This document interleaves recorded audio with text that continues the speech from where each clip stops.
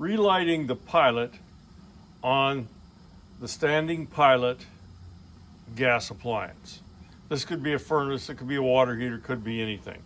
I did a video on this about 4 years ago, and I thought I should kind of update this a bit. For one thing, the cameras are a little better than they were. But if you have an appliance that has a pilot, now these are older appliances mostly. Some water heaters still have pilots, and fireplaces still do. But this is kind of general. This one's not going to show a furnace. This one is one I've just set up so that I could show you easily where everything is and what everything does. If we take a look at this, this is a gas valve here. Now this gas valve, I'm not going to turn this thing on because if I turned it on, it would dump gas out in here. So that would be bad. It's in the pilot position. So if your pilot goes out, this gas valve is going to be in the on position. And that means the on will be towards some little button-like thing right there. And their gas valves are all different. They have all different ways of doing this. But you're going to have to turn it to the pilot position. So once you turn it to that pilot position, then you can attempt to light the pilot. Now what you're going to do probably is push down or something like that. I mean, there are instructions that comes with the furnace to tell you how to do this. So if we look here, the pilot is towards this little tit sticking up here, and you press it down. Okay, that is going to allow you to light the pilot. So let's go ahead and get this thing shut off. And the pilot is out now, and I'm going to wait for it to safety out. It takes usually about a minute to safety out.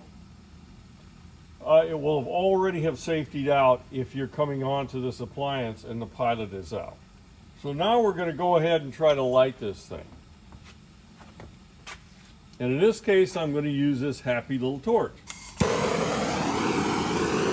I'm going to push this down, and you notice it lit right off. That's because the gas is up there. It's been burning just a few minutes ago, so there's gas still available. If it doesn't light right away, and that's very common because a lot of times the gas will bleed down in these things, there will be air in the line.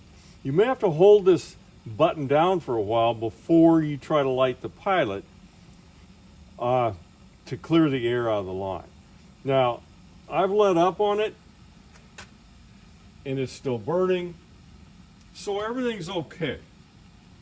But oftentimes, there's no real problem with the system. It's maybe just a dirty pilot or something like that.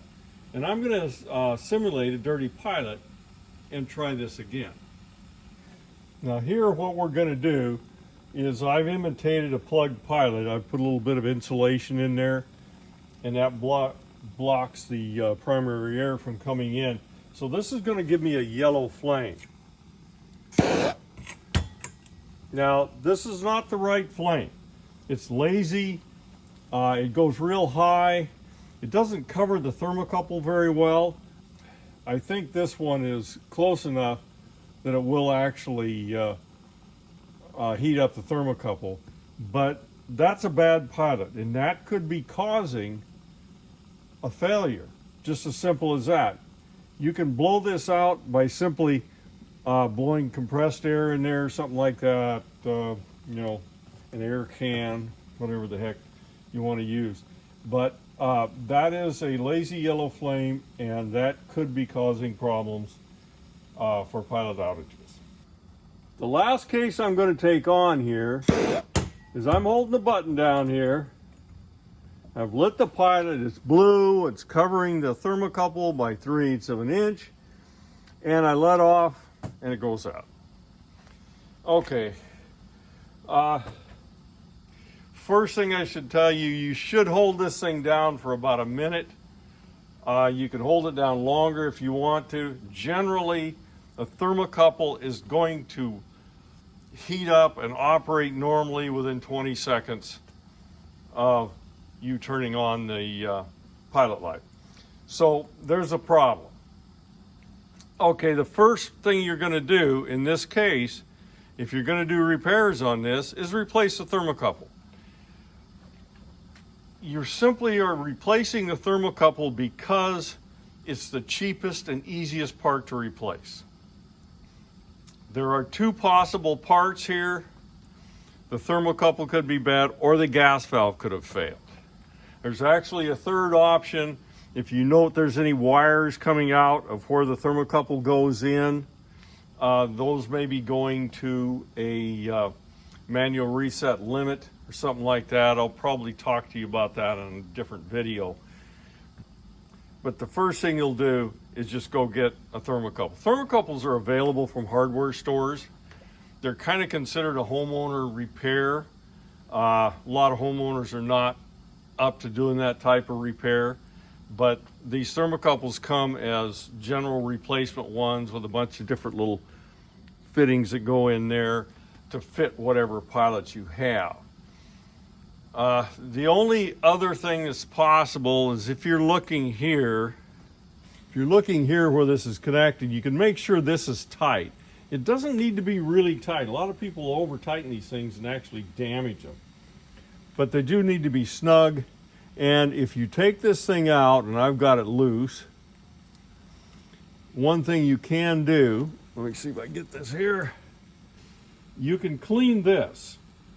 Now, cleaning that, I would just run my shirt over it, you know, something that's dollar bills work well for this, but I wouldn't sand it. That actually assists in the conductiveness of that button. So I wouldn't try to get everything off of it and make it all shiny, because that really isn't how it's supposed to be. Anyway, that's about all you can do at this point, is replace that thermocouple. If you're lucky and it works, fine. Otherwise, you have a gas valve replacement, which is far more complicated. I will link a video on how to replace a gas valve, but this is something that may need to be done by a professional. Anyway, that's it on this one.